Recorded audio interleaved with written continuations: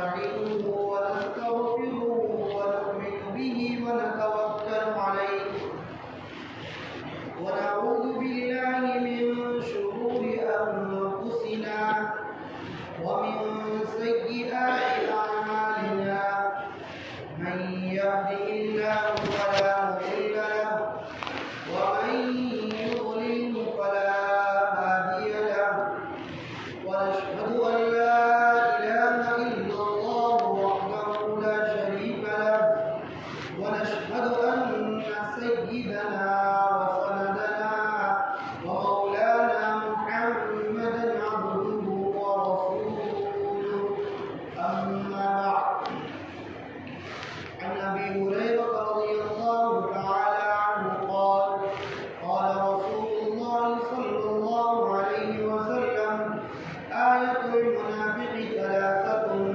إذا حدث كذب وإذا وعد أخلف وإذا اؤتمن خان أو كما قال رسول الله صلى الله عليه وسلم.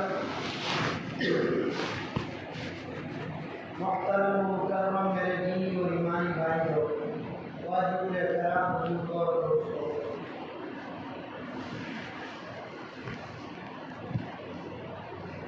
میں نے آپ حضرات کے سامنے حضرت سیدنا ابو ہریرہ رضی اللہ تعالیٰ عنہ کی ایک روایت پڑھی ہے.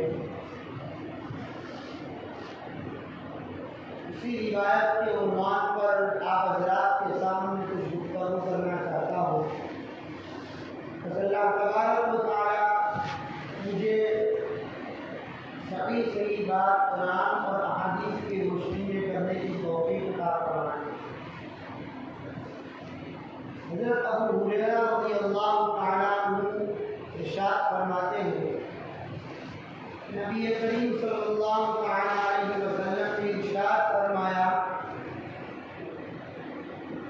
آیت المنافق ثلاثۃ، تین خصلتیں، تین عادتیں، تین علامات یا تین نشانیاں ایسی ہیں جو منافقوں کی ہیں.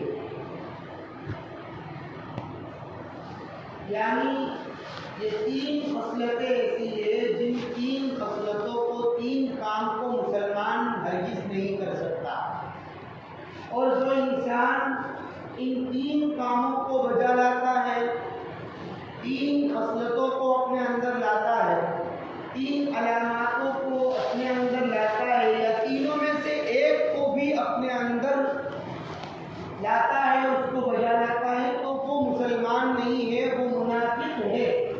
وہ منافق ہے. یہ اللہ کے رسول صلی اللہ تعالی علیہ وسلم کے الفاظ مبارکہ ہے.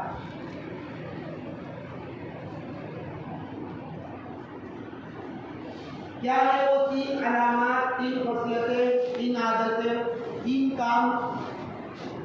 اذا حدث کذب، کہ جب انسان بات کرے تو وہ جھوٹ بولے. یہ پہلی عادت، پہلا کام اور پہلی خصلت یہ ہے کہ جب وہ انسان بات کرے تو اپنی بات میں جھوٹ بولے یا بات میں جھوٹ کو ملاوے. تو یہ کام کرنے والا مسلمان نہیں ہو سکتا، یہ کام کو بجا لانے والا مسلمان نہیں، بلکہ منافق ہے، منافق ہے. دوسرا کیا کام ہے، دوسری کیا عادت اور خصلتیں ہیں؟ وَإِذَا وَعَدَ أَخْلَفَ، جب کسی انسان سے وعدہ کرے تو اس وعدے کے اندر وعدے کو توڑے، وعدے کی خلاف ورزی کرے. کسی انسان نے کسی کو پیسے روپیے دیے تھے، قرض دیا تھا. اب جس نے قرض دیا ہے اس نے کوئی وقت آپ کو دیا ہے کہ اتنے دن میں یا اس دن کو، اس تاریخ کو آپ مجھے اتنے پیسے روپیے، یہ سامان آپ مجھے لوٹا دے.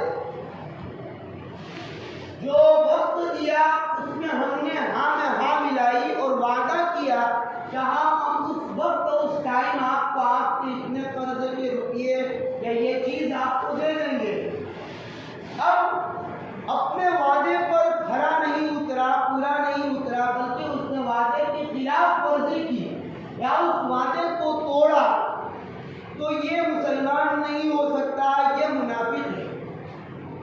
یہ اللہ کے رسول صلی اللہ علیہ وسلم کے الفاظ۔ تیسرا کیا کام ہے کہ جس کو بجا لانے سے مسلمان باقی نہیں رہتا بلکہ اس کو منافق کہا جاتا ہے۔ وَإِذَا اؤْتُمِنَ خَانَ، کہ جب کسی انسان کی امانت آپ کے پاس ہو، کسی نے آپ کو روپیہ پیسہ دیا ہے، ساز و سامان دیا ہے بطور امانت کے کہ آپ اس کا خیال رکھیں، آپ پر اعتماد کر کے میں آپ کو اپنی امانت سونپتا ہوں۔ اب اس امانت کی چیز کو جو ہمیں بطور امانت کو دی گئی ہے اس کو یا تو ہم اپنے لیے استعمال کریں یا ہم کسی اور کو دے دیں یا اس کو اپنے کسی بھی استعمال میں لائے، تو یہ ہوا امانت میں خیانت۔ اب اس کام کو بھی بجا لانے والا مسلمان نہیں بلکہ منافق ہے۔ اب منافق کس سے کہتے ہیں؟ اصل میں منافقوں کی دو علامتیں ہیں، ایک تو نفاق اعتقادی اور دوسرا ہے نفاق عملی۔ نفاق اعتقاد یعنی اعتقاد کے حساب سے اپنے اندر نفاق رکھنے والے اس زمانے میں دیکھا جائے تو 99% کوئی نہیں پایا جاتا۔ نفاق اعتقادی حضور صلی اللہ تعالی علیہ وسلم کے زمانے میں تھے کہ ظاہر میں لگ رہے ہیں مسلمان لیکن پس پشتہ دیکھا جائے، پردے کے پیچھے دیکھا جائے، چھپ کر دیکھا جائے تو وہ نکلتے ہیں کافر۔ ظاہر میں لگ رہے ہیں مسلمان لیکن اپنا اکثر و بیشتر وقت کافروں کے اندر نکال رہے ہیں اور کافروں والے عقائد اپنے اندر رکھ رہے ہیں اور اپنے آپ کو کافر بھی کہہ رہے ہیں اور ان کے سارے عقائد کافروں والے ہی ہیں۔ یہ ہے نفاق اعتقادی، اور اسی کے متعلق سب سے خطرناک وعید قرآن کے اندر آئی ہے، ان المنافقون یخادعون اللہ وهو خادعهم اور ان المنافقین فی الدرک الاسفل من النار۔ جہنم کے سب سے نیچے طبقے اور نیچے حصے کے اندر اگر کوئی ہوگا تو وہ منافق ہوگا۔ اور دوسرا ہے نفاق عملی۔ نفاق عملی کا مطلب ہوتا ہے وہ اگر دیکھا جائے تو پوری دنیا نفاق عملی سے بھری پڑی ہے، پوری دنیا نفاق عملی سے بھری پڑی ہے۔ کیا مطلب اس کا؟ کیا مطلب نفاق عملی کا؟ یہ مطلب کہ جو منافقوں کی عادتیں اور خصلتیں اور ان کی علامات اور نشانیاں تھیں، جو ان کے کام تھے اعتقادی نفاق رکھنے والوں کے، صحیح معنوں میں جس کو منافق کہا جاتا تھا، ان کی عادتوں کو، ان کے کام کو، ان کی خصلتوں کو اپنے اندر لانا یہ نفاق عملی ہے۔ آج ہم میں سے ہر کسی کے اندر یہ نفاق عملی پائی جا رہی ہے۔ جو اللہ کے رسول صلی اللہ تعالی علیہ وسلم نے 3 بڑی نشانی اور علامت منافقوں کی بتائی گئی، آج ہم میں سے ہر کوئی اپنے گریبان میں منہ ڈال کر دیکھے تو عزیز دوست تو ہمارے اندر پائی جا رہی ہے۔ اللہ تعالیٰ ان علامتوں کو اور ان نشانیوں کو ہمارے اندر سے نکالے اور ہمیں ان سے بچائے۔ یہ حدیث جو میں نے آپ کے سامنے پڑھی، دوسری ایک روایت کے اندر اسی حدیث کے آگے اور جملے کا اضافہ کیا گیا ہے اور ایک جملے کو بڑھایا گیا ہے، اذا حدث کذب واذا وعد اخلف واذا اؤتمن خان، کہ جب کوئی انسان بات چیت کرے جھوٹ تو اس میں جھوٹ بولے۔ منافقوں کی نشانیوں میں سے پہلی نشانی کہ جب بات کرے تو جھوٹ بولے، جب وعدہ کرے تو خلاف ورزی کرے اور جب امانت رکھی جائے تو اس میں خیانت کرے۔ ایک روایت میں آگے ارشاد فرمایا اللہ کے رسول صلی اللہ علیہ وسلم نے کہ چاہے وہ نماز پڑھے یا روزے رکھے اور وہ وعدہ کرے تو اپنے آپ کا کہ میں مسلمان ہوں، تو حقیقت میں وہ مسلمان کہلانے کا مستحق نہیں ہے۔ یہ اللہ کے رسول صلی اللہ علیہ وسلم کے الفاظ سے دوسری ایک روایت کہ یہ کام کرنے والا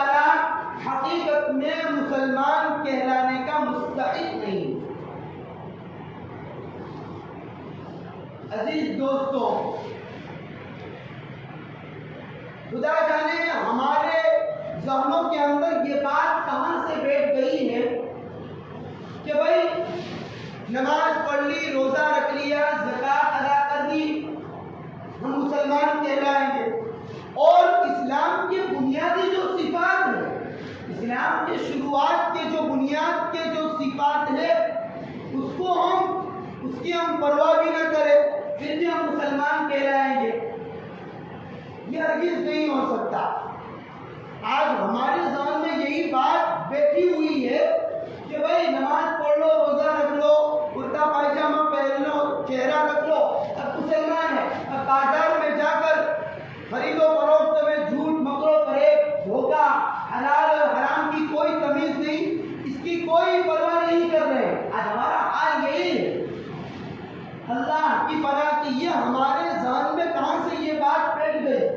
اس بات کو اور اس تصور کو اور اس خیال کو ہمارے ذہن سے ہمیں نکالنا ہے، اور یہ ذہن میں ڈالنا ہے کہ چاہے نماز پڑھو، روزہ رکھو، زکوٰۃ ادا کرو، حج ادا کرو، لیکن منافق والی کوئی بھی ایک بھی صفت یا ایک بھی کام ہمارے اندر پایا گیا تو ہم مسلمان کہلانے کے مستحق نہیں ہے۔ یہ ہمارے ذہنوں میں، دماغوں میں بٹھانے کی ضرورت ہے۔ جو پہلے سے بیٹھا ہوا ہے دماغ میں، اس چیز کو اور اس خیال کو نکالے اور یہ خیال لائے کہ بھائی صرف نماز پڑھنا، روزہ رکھنا مسلمان کی نشانی نہیں ہے، بلکہ اس کے بنیادی جو صفات ہے اس کو بھی اپنانا، اس کو بھی لازم پکڑے رکھنا ہماری ذمہ داری اور ہمارے اوپر ضروری ہے۔ خیر، میرا حضرات کے سامنے یہ حدیث تلاوت کی ہے، اس حدیث میں پہلی جو بات ہے اذا حدث کذب، کہ جب بات چیت کرے تو اس میں جھوٹ بولے۔ مجھے آج آپ حضرات کے سامنے جھوٹ بولنے کے عنوان پر ہی کچھ بات کرنی ہے کہ جھوٹ کتنا بڑا گناہ ہے، اور جھوٹ کو آج ہم نے کتنا ہلکے میں لے رکھا ہے، اور جھوٹ کو ہم نے آج برا مانا ہی نہیں، برا تو خیر گناہ بھی نہیں ہے ہم نے مانا، اور جھوٹ ہمارے معاشرے میں، ہمارے گھروں میں، ہمارے علاقوں میں کتنا چل پڑا ہے، جس کو روکنے کے لیے ہم تیار نہیں ہیں، جس کو برا سمجھنے کے لیے بھی ہم تیار نہیں۔ کوئی قوم، کوئی ملت، کوئی سماج یا کوئی تنظیم یہ بیان ہرگز کبھی بھی نہیں کر سکتی اور نہیں کرے گی کبھی بھی کہ جھوٹ کو بولنا حرام نہیں ہے۔ کوئی بھی قوم اس بات کو ہرگز بیان نہیں کرے گی کہ جھوٹ بولنا حرام نہیں ہے۔ ہر قوم اور ہر ملت یہ مانتی ہے کہ جھوٹ ایک بری چیز ہے، جھوٹ ایک برا فعل ہے، جھوٹ ایک برا کام ہے، اس سے ہر کوئی برا سمجھتا ہے۔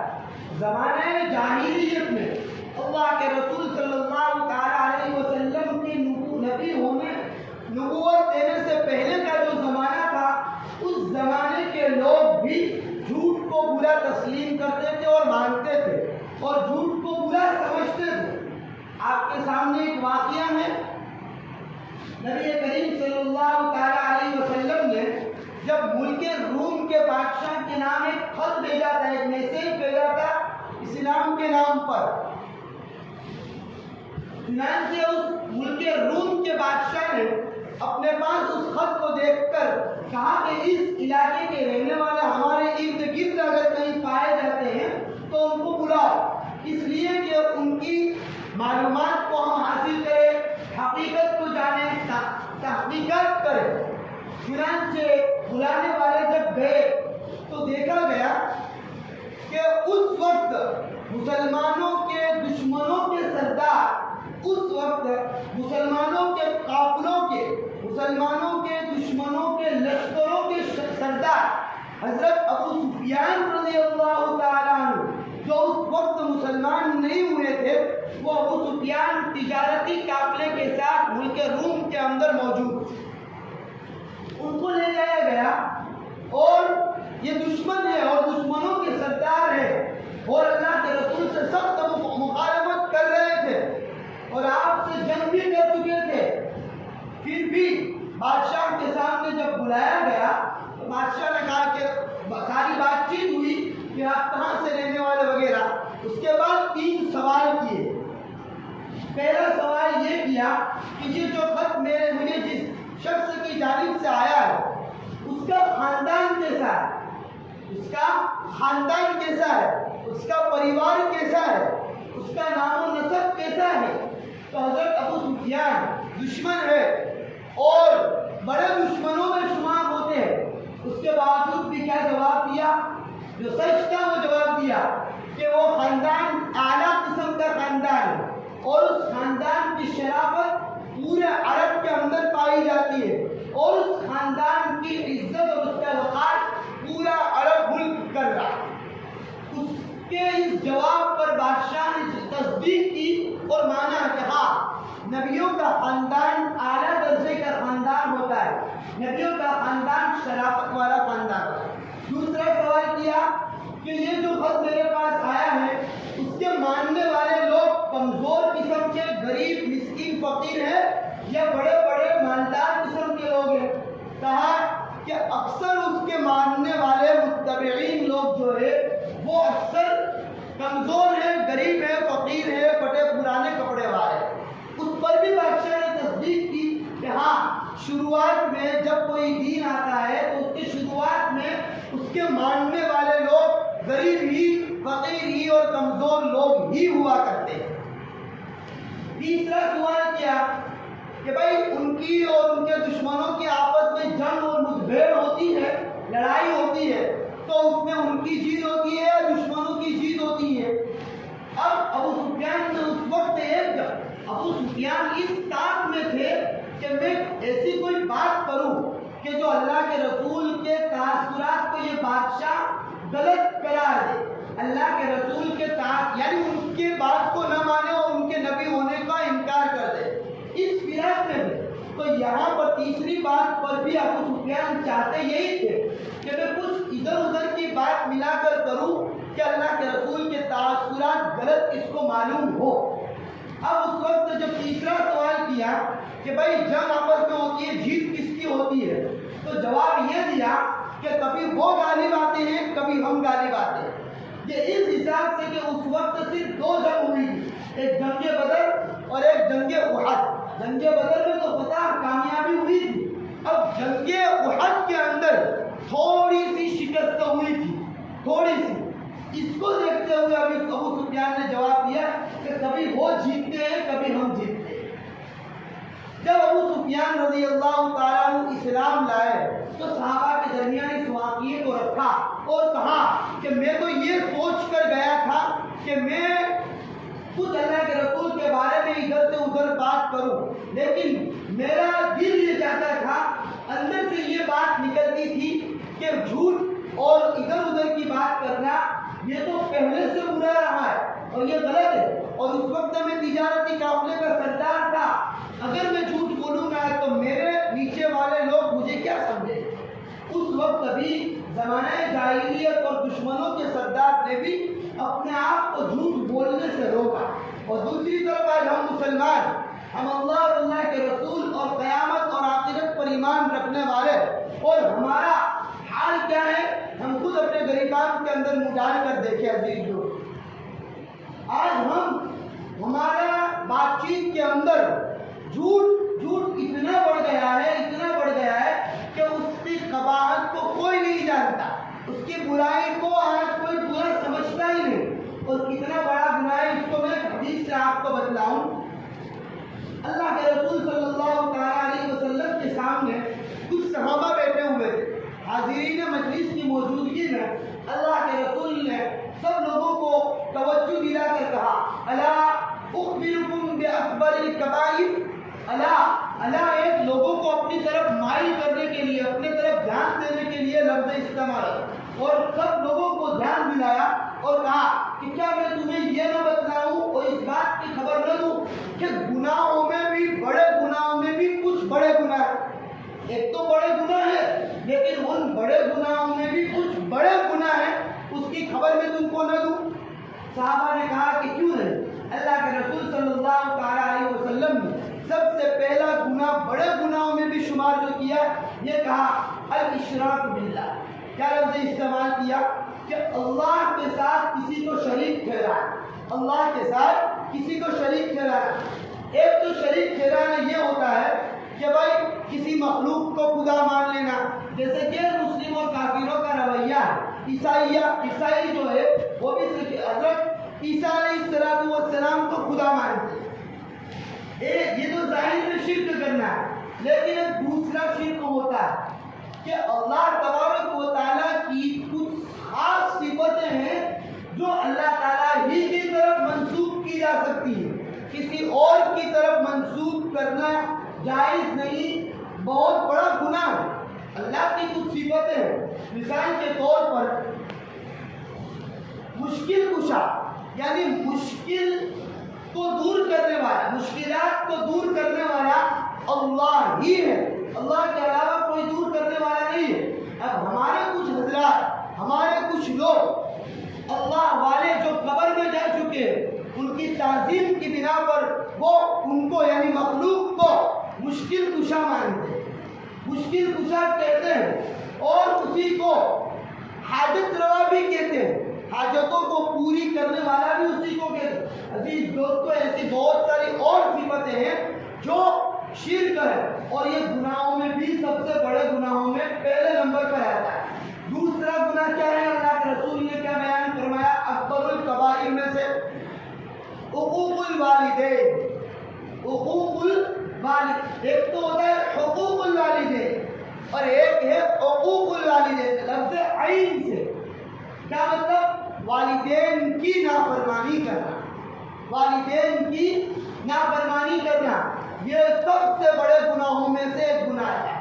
ایسے آپ کو سمجھ میں نہیں آئے گا، یہ سے سمجھ میں آئے گا کہ والدین کا مقام کیا ہے، اس سے آپ کو والدین کی نافرمانی کرنے کا انجام سمجھ میں آ جائے گا۔ والدین کا مقام یہ ہے کہ اللہ کے رسول صلی اللہ علیہ وسلم کے پاس دو شخص آئے اور کہنے لگے کہ ہم جہاد کے اندر آپ کے ساتھ شریک ہونا چاہتے ہیں۔ اللہ کے رسول نے جواب یہ دیا کہ کیا آپ کے والدین حیات ہیں، موجود ہیں؟ کہا ہاں۔ تو اللہ کے رسول نے یہ جواب دیا کہ ان کی خدمت کرنا ہی سب سے بڑا جہاد، ان کی خدمت کرنا، ان کی اطاعت کرنا، ان کی فرما برداری کرنا سب سے بڑا جہاد۔ اور ایک بات میں آپ کو بتلاؤں، حضرت اویس قرنی، جس کا نام آپ میں سے ہر کسی نے سنا ہوگا، قرن کے رہنے والے حضرت اویس قرنی جس زمانے میں تھے، دوسری طرف اللہ کے رسول صلی اللہ علیہ وسلم حیات تھے، موجود تھے۔ ایک طرف اویس قرنی ہے اور دوسری طرف اللہ کے رسول صلی اللہ علیہ وسلم باحیات ہے، موجود ہے، لیکن انہوں نے آپ کے ہاتھ پر بیٹھ لینا یا آپ کی ملاقات کرنا یا صحابی کا منصب پانے سے بہتر اپنی والدہ کا، اپنی ماں کی فرما برداری اور اپنی ماں کی خدمت کرنے کو بہتر سمجھا۔ اس سے پتہ چلتا ہے عزیز دوستو کہ والدین کی نافرمانی کرنا کتنا بڑا گناہ ہے کہ اللہ تبارک و تعالیٰ نے شرک کے بعد والدین کی نافرمانی کا، والدین کے ساتھ نافرمانی کو برا اور بڑے گناہوں میں بھی بڑا گناہ ہے۔ قرآن میں بھی آپ جہاں کہیں پر بھی دیکھو گے تو اللہ تعالیٰ ایمان جان لانے کا کہیں گے، یا جہاں پر بھی اپنے ساتھ شرک کو منع کریں گے وہاں ساتھ ساتھ وَبِالْوَالِدَيْنِ احسانہ کا لفظ استعمال کرتے ہیں۔ اپنے ساتھ والدین کو شریک کیا اور کہا کہ بھائی میرے اوپر ایمان لاؤ اور میرے ساتھ کسی کو شریک نہ ٹھہراؤ اور اپنے والدین کے ساتھ اچھا برتاؤ، اپنے والدین کے ساتھ حسن سلوک کرو۔ آج والدین کے ساتھ ہمارا رویہ کیا ہے ہم خود جانتے ہیں عزیز دوستو۔ آج تو ہمارے والدین بیمار رہتے ہیں، ان کا سر درد ہوتا ہے یا ان کو کوئی بیماری لگ جاتی ہے، 2-3 دن تک خونی اولاد کو، اپنے بیٹے کو اور اپنی بیٹی کو پتہ تک نہیں چلتا کہ میرے والد کو یا میری والدہ کو یہ تکلیف، یہ بیمار ہے یا ان کو سر درد ہو رہا ہے۔ اللہ اکبر۔ آج والدین کے معاملے میں ہماری امت اور یہ قوم جتنی گر چکی ہے اللہ کی پناہ۔ آج والدین کے ساتھ جو ناانصافی ہو رہی ہے عزیز دوستو، اور پھر ہم دوسری طرف اللہ سے مانگ رہے ہیں اور یہ سوال کر رہے ہیں کہ اللہ کی مدد کب آئے، عزیز دوستو ہم نے اللہ کی مدد کو روک دیا ہے، اللہ کی طرف سے آنے والی رحمتوں کو، برکتوں کو، ساری چیزوں کو روک دیا ہے، اور ہم اعلان کر رہے ہیں کہ اللہ کی مدد کب آئے۔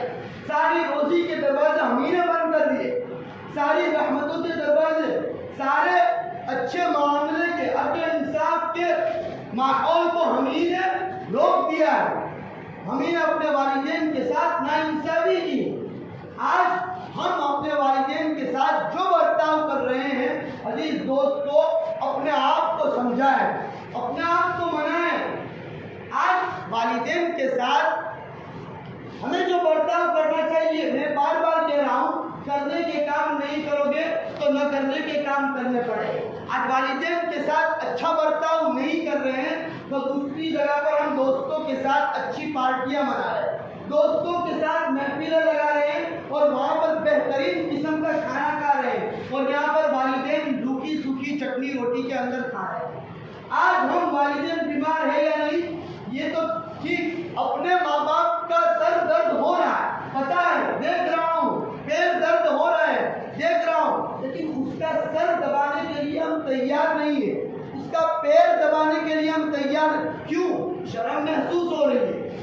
ہم تو بڑے ہو گئے، ہم بڑے ہو گئے، والدین کے پیر دبانا یا ان کا سر دبانا، یہ ہمارے اندر شرم محسوس ہو رہی، ہمیں آڑ دے رہی۔ اور دوسری طرف ہم بیوی کے پیر دبا رہے ہیں، بیوی کا سر، منع نہیں کر رہا ہوں اس سے، اگر وہ بھی تکلیف میں ہے تو ان کا بھی سر دبائیں، ان کے بھی حقوق ادا کریں، ان کے بھی سارے حق ہے اپنی جگہ پر، لیکن عزیز دوستو پہلے والدین کا خیال رکھا جائے، والدین کے ساتھ اچھا برتاؤ کیا جائے۔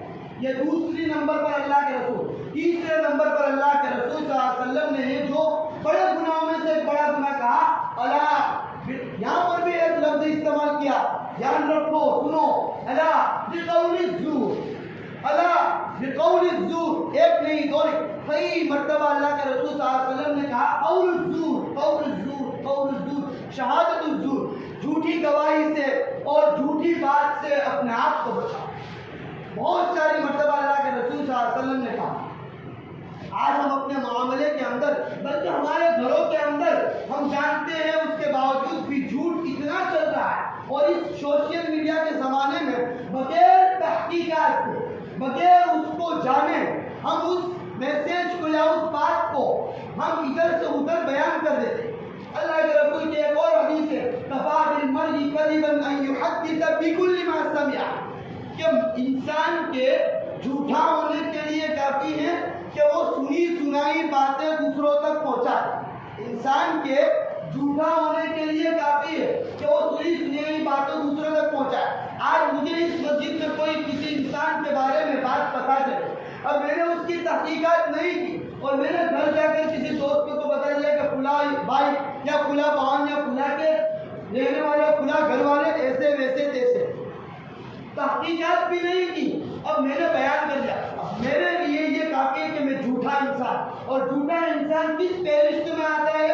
بڑے گناہوں میں سے بھی بڑے گناہ جو اس کے تیسرے نمبر کی فہرست میں آتا ہے، اور منافقوں کی نشانیوں میں سے ایک نشانی ہے کہ جھوٹا انسان مسلمان نہیں ہے، جھوٹا انسان منافق۔ آج شادی بیاہ کے مذاق میں بھی انسان کو جھوٹ بولنے کی اجازت نہیں ہے۔ آج شادی بیاہ کے موقع پر جو مجلسیں لگائی جا رہی ہے، اس میں ایک انسان ہوتا ہی ایسا ہے جو ہنسانے کے لیے جھوٹ ادھر ادھر کی باتیں کر رہا ہے، اور اس کو روکنے والا کوئی نہیں، بلکہ اس مزے کو حاصل کرنے کے لیے وہاں پر چاروں طرف سارے لوگ جمع ہو جاتے ہیں۔ واقعہ کوئی نہیں ہوتا ہے، بس جمع ہو جاتے ہیں، ادھر ادھر کی کہانی سنا کر، جھوٹی بات کو من گھڑ کر لوگوں کو ہنسا رہا ہے، اور اس پر بھی کوئی رکاوٹ نہیں، کوئی اس پر ایکشن نہیں، اور اس کی برائی کو کوئی برا سمجھتا ہی نہیں۔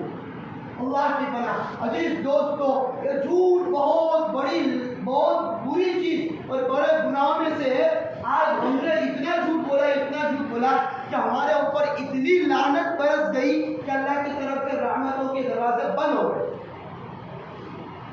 اللہ کے رسول، سچ بولنے میں بہت زیادہ فائدے ہیں۔ اللہ کے رسول صلی اللہ علیہ وسلم فرمائے الصدق ینجی والکذب یہلک، یہ یقینی بات ہے، پکی بات ہے کہ سچائی آپ کو 100% 110% آپ کو نجات اور کامیابی دے گی.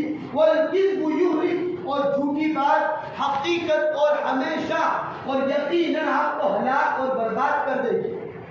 سچ بات پر ایک چھوٹی سی اشارہ کر دو آپ کو. عبد القادر پیران پیر عبد القادر جیلانی نور اللہ مرقدہ کا آپ کے نام سنا ہوگا. ہاں، ہم نے اور آپ لوگوں نے ہندی کی کتاب کے اندر پہلے پڑھا تھا ان کا واقعہ. انسان 8 سال کے بچے نے سچ بات بولنے پر کیا نتائج سامنے آئے کہ ایک معصوم سے بچے کے سچ بات بیان کرنے پر پورا قافلہ محفوظ رہا. پورا قافلے کا سامان، ساز و سامان ان کے پاس گیا، اور جو لٹیرے ڈاکو تھے وہ سارے کے سارے ڈاکو حلقہ اسلام میں داخل ہو گئے. سچ کی کامیابی اور سچ کا فائدہ یہ ہے. اس کے علاوہ بہت سارے اللہ تبارک و تعالی ہمیں سچ بولنے کی توفیق عطا فرمائے، اور جھوٹ بات بولنے سے اور جھوٹی گواہی دینے سے اور باتوں